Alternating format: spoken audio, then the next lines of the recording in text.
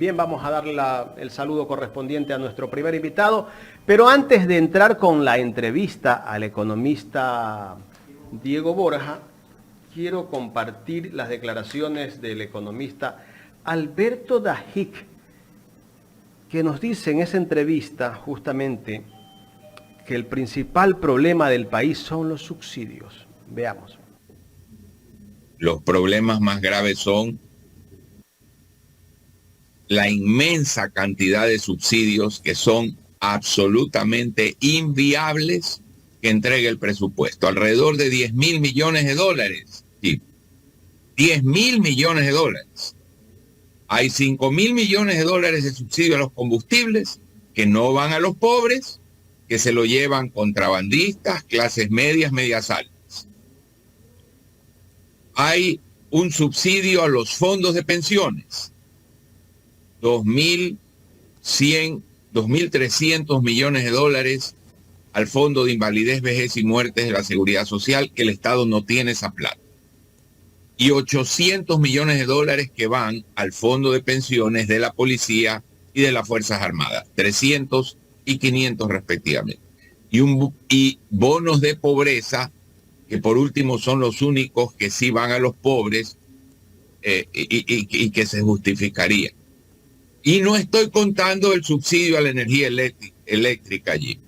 Bueno, esto configura una situación de una mega crisis fiscal. Yo me río cuando la gente dice que el gobierno no ejecuta. Ahí está, ha ejecutado 3%, 5%, 17%. Es parte, cuando la gente dice eso, de lo que yo sostengo, que el principal problema del Ecuador es que el Ecuador no entiende sus problemas. Bueno, escuchamos al economista Alberto Dajic, le damos la bienvenida al economista Diego Borja, ex ministro de Finanzas. Economista, el ex vicepresidente del Ecuador, Alberto Dajic, dice que el principal problema que tiene el Ecuador son los subsidios, que cada año se gastan cerca de 10.000 millones de dólares. ¿Qué criterio merece estas declaraciones? Bueno, un saludo cordial para usted, Jaime, para Carla, para toda la audiencia. Mire, le hemos escuchado al economista Dajic durante 3 décadas ya, la misma cantaleta. Es una visión en la cual prácticamente se le cuestiona al Estado por ejercer su rol redistribuidor de la riqueza. En un estado como el Ecuador, en una sociedad como el Ecuador, donde hay una enorme cantidad de falta de oportunidades. No en vano la gente está migrando por millones, una vez más como en la década de los 90 del siglo XX, ¿no? Miles de personas se van del país porque no encuentran oportunidades en el Ecuador. Son refugiados económicos. Miles de personas no tienen un empleo adecuado, solo 1 de cada 3. Miles de personas están en situación de extrema pobreza, no se diga de pobreza, miles de personas. Entonces, en esas condiciones, un Estado que no cumpliría un mínimo rol redistribuidor es un Estado que no tiene razón de ser. Para los neoliberales, como el economista Dajic, lo que funcionaría es una economía del sálvese quien pueda. Y en segundo lugar, hay errores técnicos. O sea, ¿cómo calcula los 10.000 millones de dólares en subsidios? Yo le pongo un ejemplo. Si ponemos, por decirle, el precio de la gasolina en Hong Kong, el precio más alto del mundo, 11,30 dólares del galón, el subsidio a los combustibles no sería de 5.000 millones de dólares, sino de 7.000 millones de dólares. Dependiendo cuál es la referencia adecuada, y eso no hacen los neoliberales, es cuánto le cuesta al Ecuador producir los combustibles, tanto en la refinación del propio petróleo como en la importación de derivados o en la importación de insumos para la derivación. Y cuando uno hace ese análisis, que es un análisis adecuado, que es el análisis de los costos de producción, resulta que no hay subsidio. Entonces, si usted pone como referencia el precio de la gasolina en Hong Kong versus el precio de la gasolina en el Ecuador, entonces te va a encontrar que el subsidio es gigantesco. Eso es lo que normalmente han hecho los neoliberales para calcular los subsidios. Ponen una referencia de un precio internacional y con respecto a eso calculan los precios nacionales. Y claro, le va a salir una cantidad enorme de subsidios. En el tema pensional, ¿qué quisiera el economista Dajik? Que no haya en su momento, porque no ha habido en el último tiempo, el apoyo del Estado para contribuir a los fondos pensionales de la policía, por ejemplo, de las Fuerzas Armadas, por ejemplo, que son seguros de pensiones muy especiales, distintos a del resto de los trabajadores. Y también con el resto de trabajadores, ¿qué pretendería? ¿Que no hay el aporte del Estado para las pensiones de los trabajadores en el IES? Y que entonces las pensiones que hoy día ya son de miseria, se conviertan en pensiones aún más de miseria. Como le digo, esta visión es la de sálvese quien pueda, es la economía de la ley de la selva, donde solo el más fuerte tiene derechos y los derechos se miden por la capacidad de presión, por la capacidad económica, por el poder político, por las injerencias, por las palancas que tienen determinados grupos en el Estado y aquellos que son excluidos, entonces que sigan perennemente excluidos y que estén sometidos a la migración, a la pobreza, al desempleo. Economista, ¿cuál es el objetivo del economista Dajik con ese mensaje que nos está dando? Continuar con la política de contracción que ha tenido tanto el gobierno de Lasso como el de Moreno. Recordemos que los dos últimos gobiernos, el de Lasso y el de Moreno, se han sometido absolutamente a los dictados del Fondo Monetario Internacional. Moreno firmó una carta de intención y un financiamiento que también le llegó al gobierno de Guillermo Lasso y continuó. ¿Cuál ha sido esta política? Contraer terriblemente, disminuir terriblemente la inversión pública, disminuir terriblemente el gasto público. Y además que han disminuido inversión y gasto, además que han hecho eso, han tenido una absoluta incapacidad de ejecutar lo poco que ha quedado en el presupuesto. Hemos visto ministerios, hemos visto secretarías, hemos visto instituciones que no han podido ejecutar ni siquiera el 30% de lo asignado. Y estamos hablando de secretarías importantes, aquellas que tienen que ver con la protección de la ciudadanía, con el manejo de la tremenda inseguridad que estamos viviendo. Entonces, si no pueden ejecutar lo poco que ha sido entregado, usted tiene ¿qué resultados? Los que estamos viendo al canto. Una sociedad totalmente sumida en la inseguridad, una sociedad totalmente productora de excluidos, ¿no? Excluidos de la educación, excluidos de la salud, excluidos de la protección, una sociedad incapaz de construir o reconstruir su tejido social que quedó y productivo que quedó destruido después de la pandemia, ¿no? Entonces, esa es la visión que tienen al contraer la inversión, al contraer el gasto y guardar esos dineros, dicho sea de paso, guardar esos dineros como colchones para temas financieros, tanto internacionales como el pago de la deuda externa, el pago de los bonos, como nacionales, ¿no? En el caso de problemas bancarios. Eso hicieron con los cambios en las leyes, en la llamada, por ejemplo, la ley de defensa de la dolarización. Entonces, guardan esa plata para ese minúsculo grupo ligado al capital financiero, pero eso sí, excluyendo a la mayoría de la población, incluyendo los productores, incluyendo las empresas, ¿no? O sea, también eso hay que aclararlo.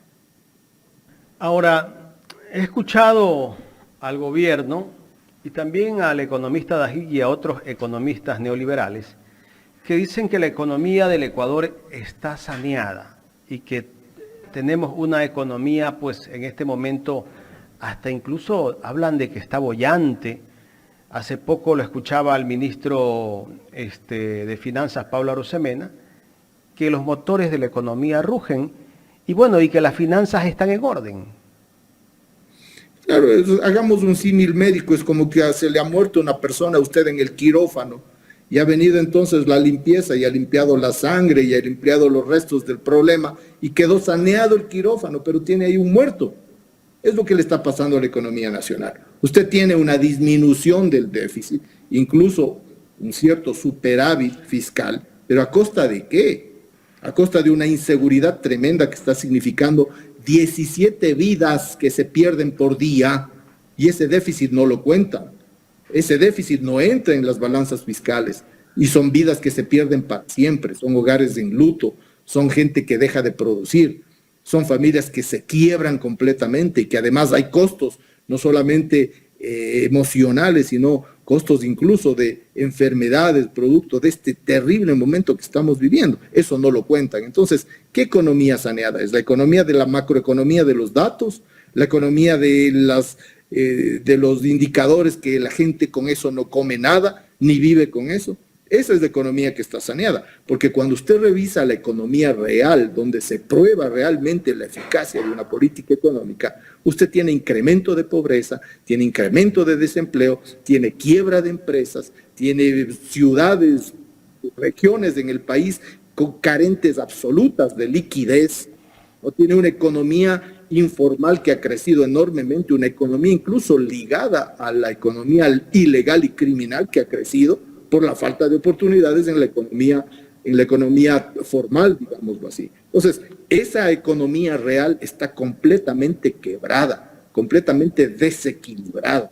Claro, la economía de los números les funciona porque de eso viven solamente una élite minúscula que ha gozado realmente de momentos incluso bollantes en esta crisis de ya 6 años que vivimos. Mire usted, los balances financieros. Todos los años los bancos han declarado ganancias. Entonces, para ellos, claro que está saneada la economía. Pero ¿y el resto de las familias, de los hogares? Familias que no han podido ni siquiera cubrir la carga calórica mínima. O sea, problemas de nutrición que tenemos en el Ecuador. De familias que han tenido que sacar a sus hijos de las escuelas donde tenían que pagar una mínima pensión porque no lo han podido hacer. Familias que durante la pandemia y post-pandemia no han podido ni siquiera pagar las cuentas de internet por las cuales sus hijos recibían clase. De esa economía real no habla el economista Dajic, sino solamente de la economía de los números, donde claro, todo funciona. ¿Cuáles son las consecuencias de ese mal manejo económico de este gobierno que vive el país? Lo que estamos diciendo, ¿no? El problema más grave que tiene el Ecuador en este momento es la tremenda inseguridad que estamos viviendo. Es una inseguridad flagrante en todo sentido. Desde crímenes de sangre, como le decía hace un momento, que no se recuperan. Cuando usted tiene una tasa de asesinatos de 25, 30 por 100,000 habitantes, usted está hablando de que aproximadamente son 15, 17 personas que son asesinadas por día. A eso súmele usted las vacunas a todo el mundo, pequeños empresarios, grandes empresarios, medianos, emprendedores, comercios en las ciudades, los secuestros. Todos los días usted abre las redes sociales y ve grabaciones hechas por cámaras en las calles, en las casas, de secuestro de personas, de violencia criminal de todo estilo, robos, asaltos. Ese es la principal el principal flagelo económico que está viviendo el Ecuador, producto de un conjunto de hechos económicos, de manejo de política social, de manejo de política pública, que han impedido detener a tiempo este funcionamiento de las bandas delincuenciales y que lo paga obviamente el grueso de la población, sobre todo los más vulnerables. Pero a eso súmele también los problemas sociales, los problemas estrictamente económico-productivos. Se ha destruido prácticamente el crédito a la producción. La CFN no funciona. El BEDE, el Ban Ecuador, no funciona. Entonces, en ese contexto, ¿qué tiene usted? Un país absolutamente destrozado, que el presidente de la República lo pretende arreglar en este periodo de transición y que estamos viendo, la Corte Constitucional está diciendo, ratito, lo que usted está diciendo no beneficia a nadie. Economista Borja, muy buenos días. Carla Aro le saluda, un gusto poderlo ver y escuchar. Efectivamente, ¿no? Yo creo que las cosas planteadas por el presidente actual, Guillermo Lasso, están dadas y no vemos que vaya un avance o un crecimiento de la economía del país. Pero entonces estamos en época electoral y va a venir un nuevo presidente. ¿Cuáles son los mecanismos que él debería tomar en el ámbito económico para un poco estabilizar al país? ¿Por qué pregunto esto? Porque todos hablan de seguridad y dicen que van a hacer, pero ¿cómo se va a hacer? Porque tenemos un problema de seguridad de forma y de fondo. Y el fondo es económico, el fondo es que no hay trabajo y que hay muchos que incluso delinquen o son llevados a bandas delincuenciales por la necesidad efectivamente del sustento del día a día. Buenos días, Carla, qué gusto saludarla también. Mire, efectivamente es así, pero vale la pena hacer algunas aclaraciones. He escuchado a algunos candidatos que dicen que 16 meses es muy poco. Falso. 16 meses es una eternidad. Si usted tiene que aproximadamente, tenemos 17 asesinatos por día, en 10 días son 170 asesinatos. En 100 días son 1.700 asesinatos. Es decir, es una eternidad, 16 meses, en términos de los costos que estamos pagando los ecuatorianos día a día. Esas muertes no se recuperan jamás. Y cualquier acción gubernamental que se pueda hacer para detener eso es inmediata. Sí se puede hacer.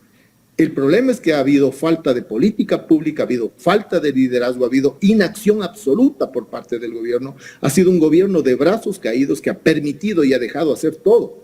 Y ese es el problema fundamental en términos sociales y en términos económicos. Y claro, tiene varios componentes. Un componente es el componente policial, represivo, que hay que tenerlo.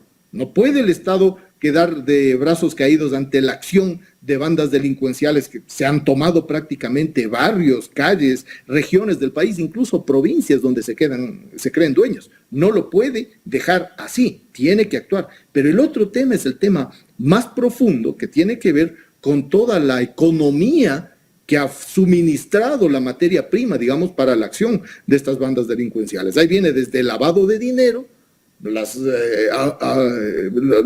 pistas de aterrizaje para el narcotráfico, que están a vista y paciencia de la fuerza pública y que no hace nada. Está toda una cadena logística que tienen las bandas criminales, son mejor equipadas que la policía y las fuerzas armadas. Es decir, está todo lo que podría ser la retaguardia de este sistema de economía criminal, que también hay que vulnerarlo, porque en una guerra usted va también contra el esquema logístico que hoy día no se ha hecho. O sea, ni reprime a las bandas, ni controla su sistema de abastecimiento, y además ha permitido una destrucción del sistema y el tejido institucional ecuatoriano, y mientras más destruida una institucionalidad, más permeable, más accesible se vuelve para las bandas criminales. Por eso en los países donde hay una institucionalidad fuerte es más difícil que actúen. Entonces, es un conjunto de acciones que pueden y deben hacerse en estos 16 meses. Y si usted me diría cuál es la tarea principal.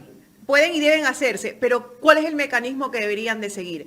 Le pregunto, ¿hay que inyectar capital directamente a la obra pública para incentivar el trabajo? Tenemos la reserva monetaria. ¿Es conveniente o no sacar esos dineros de la reserva monetaria, al menos una parte, invertir en obra pública para activar la economía, dinamizarlo, renegociar deuda? ¿Cuál es el mecanismo que se debería de seguir? Porque usted lo sabe mejor que nadie, el pueblo está ahorcado, el pueblo está muriendo de hambre. Claro, o sea, efectivamente ahí hay muchos mecanismos que se pueden usar. El asunto es cómo se ha usado el dinero, a dónde ha ido el dinero. Mire, incluso la plata que ha entregado el Fondo Monetario Internacional fueron 6.500 millones de dólares. Los préstamos que continuamente entrega el Banco Mundial, el Banco Interamericano de Desarrollo, incluyendo los dineros que entregó para el censo, no se sabe con claridad dónde fueron. El problema es un problema de asignación. Es decir, ¿a dónde va el dinero que tiene el Ecuador? ¿Va a alimentar las cuentas en bancos extranjeros, en bancos internacionales, en Suiza y en otros sitios donde incluso podrían hacerse humo esos recursos por la crisis internacional, o viene a alimentar la liquidez? Esos recursos que continuamente está recibiendo el Ecuador de distintas fuentes, hemos visto, se han aumentado los ingresos tributarios, por ejemplo. Entonces, ¿cómo asigna usted el dinero? Y aquí hay una prioridad. Y la prioridad se llama seguridad. ¿Usted lo puede hacer? Claro que lo puede hacer. Si usted controlaría, por ejemplo, los 3.600 millones de dólares de lavado de dinero que se hace en el Ecuador y en el sistema financiero, ahí, con las leyes actuales, usted podría utilizar incluso esos propios dineros para luchar contra las bandas criminales, incluso esos propios dineros. Es un tema de liderazgo y de asignación y de, obviamente, poner las prioridades. Para el gobierno de Lasso no ha sido prioridad el bienestar de la población, no ha sido bienestar el darle seguridad a la población, no ha sido prioridad el darle salud a la población. Va a un hospital y no encuentra ni gasas, ¿no? Pero obviamente para otras cosas sí, incluso quieren darles un subsidio a los banqueros, supuestamente porque ha aumentado la tasa de interés a nivel internacional. Entonces, es un problema de prioridades, de asignación, de liderazgo que el gobierno de Lasso no ha tenido. ¿Esas asignaciones deberían de ir al ámbito social directamente o hacia dónde deberían de ir esas asignaciones? Al ámbito social, al ámbito productivo, directamente. O sea, si usted no equipa a la policía con una dotación mínima para que pueda enfrentar la delincuencia, ¿cómo le pide que enfrente la delincuencia? Si las bandas criminales están mejor dotadas que el ejército, tienen armas más modernas, más con capacidad de fuego más grande, si no hay inteligencia que se adelante al cometimiento del crimen, ¿cómo combate las bandas? Si no controla usted los espacios territoriales, el tema delincuencial también pasa por el control estatal sobre los espacios territoriales. ¿Cómo controla el territorio? Con educación, con salud, con empleo, con infraestructura. Así se controla el territorio. En cualquier acción, digamos, de enfrentamiento, no se diga en el enfrentamiento a bandas que se creen dueñas de territorios completos. Si no hay control del territorio, no va a haber capacidad alguna de enfrentar los problemas de inseguridad. No se trata solamente de controlar las cárceles, también se trata, ¿no? Pero no solo es eso, es el conjunto de la acción de política pública que le impida proliferar a la banda delincuencial. Y ese es el principal problema. En 16 meses se puede hacer, por supuesto que se puede hacer, y es tarea, es deber de quienes vengan a gobernar, quien quiera sea, en estos 16 meses. Cada día cuenta. Economista, saliéndonos un poco del tema económico, me gustaría preguntarle sobre la decisión que tomó el día de ayer el consejero para el tema de seguridad del presidente Guillermo Lasso, el general Paco Moncayo. Él dice que renuncia porque ha cumplido con su trabajo. O sea, nos da a entender que la situación en el país ya está controlada en el tema de inseguridad. ¿Qué criterio merece esto? Bueno, yo lamenté realmente que una persona como Paco Moncayo, que ha tenido una carrera relativamente al servicio de la ciudadanía en la alcaldía de Quito, en el Parlamento cuando fue diputado y tal, se haya metido a un gobierno donde evidentemente iba a fracasar. Iba a fracasar porque no hay un concepto global del tema de seguridad. No hay las asignaciones, no hay el liderazgo, desde luego, del presidente para nada, no hay ni siquiera la intención de hacer de ese uno de los problemas fundamentales. Entonces se metió a un asunto donde iba a fracasar y fracasó, incluso no solo por desconocimiento de algunos elementos nuevos de los problemas de inseguridad, sino por esta ubicación del tema de seguridad entre las últimas de las prioridades que tiene el presidente. Entonces ha salido sin pena ni gloria, lastimosamente. El Ecuador está cada vez más sumido en la inseguridad. El número de personas que mueren cada día por hechos de sangre criminales va en aumento, y los otros crímenes también, como decía hace un momento, las vacunas, los secuestros, los robos, los asaltos, las violaciones, etcétera. Eso no ha parado, porque todo lo que estamos hablando es la política directa, la política de control del territorio y la política de fortalecimiento institucional no existe en el gobierno de Guillermo Lasso. El gobierno de transición lo puede hacer, lo debe hacer y tiene el tiempo para poder claramente y con una política muy definida disminuir este flagelo que estamos viviendo los ecuatorianos. Economista, quiero agradecerle por haber aceptado conversar con Ecuador en directo. A ustedes, muchas gracias por la invitación. Un buen día. Gracias al economista Diego Borja.